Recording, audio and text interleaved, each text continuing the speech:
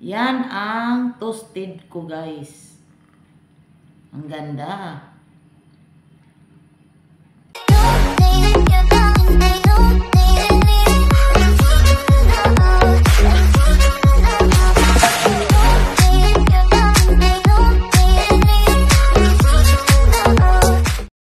Hello guys, Mary Jane Colyantes Vlog. So for today's video guys, maggagawa tayo ng baksam. So biscuit with sesame and black seeds.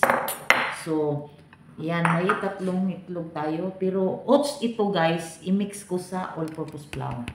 So tatlong egg. Ayan.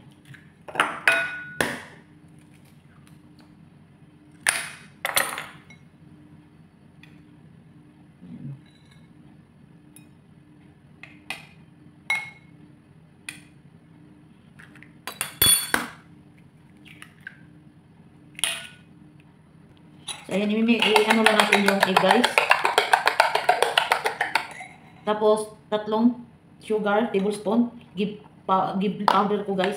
3 tablespoon sugar. Ayan, mix lang natin. Tapos, maglalagay tayo ng milk powder. 1, 2, 3. Milk powder yan. Tapos, baking powder. Anayin muna natin yung konti lang guys, vanilla. Parang drop lang. Yan. Tapos baking powder. Ayan, baking powder, half lang.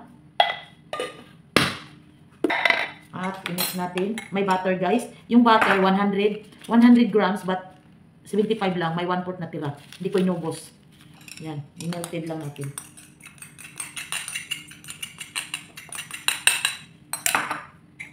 And then, yung oats. 1 cup oats. Yan.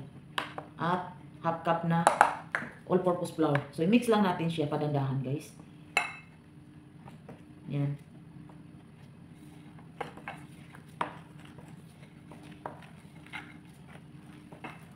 Wala ng tubig, guys, kasi sakto talaga yung ano niya. Hindi na nyo lagyan ng tubig. Okay? Yan. At maglalagay tayo ng sesame. Yan. Yung parang ganito siguro kadami. Yan.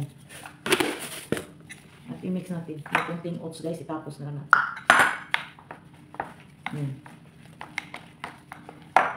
Ganyan lang guys. So, i-oven natin to is yan. So, yan. Ano na natin dito guys.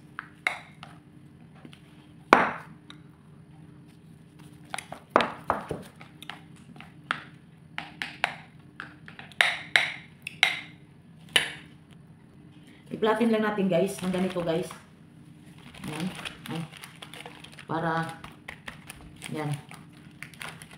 Yan lang guys. So, i-oven na natin guys. Abangan ninyo ha. So, ayan guys, naluto na guys. So, atong yan guys. I-toasted naman to siya guys. So, iwaon sa na to.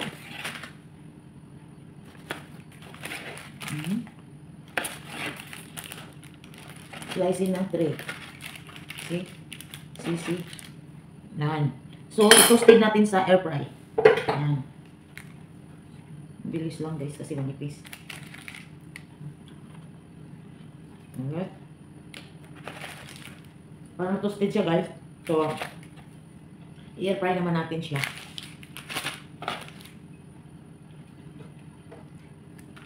So, ano lang natin.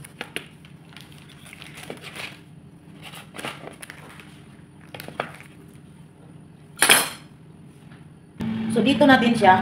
Inupin ko siya para mag-toasted guys. So, abangan niyo guys ha. So, ayan na guys. Dito ko siya ginatoasted guys. Kasi doon, biglang maano. So, ayan nagagawa ko guys. Yan.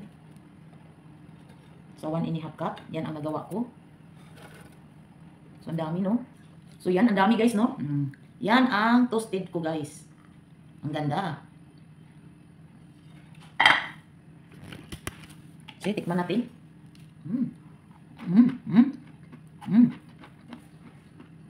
Crunchy. Oats with oats of all-purpose flour.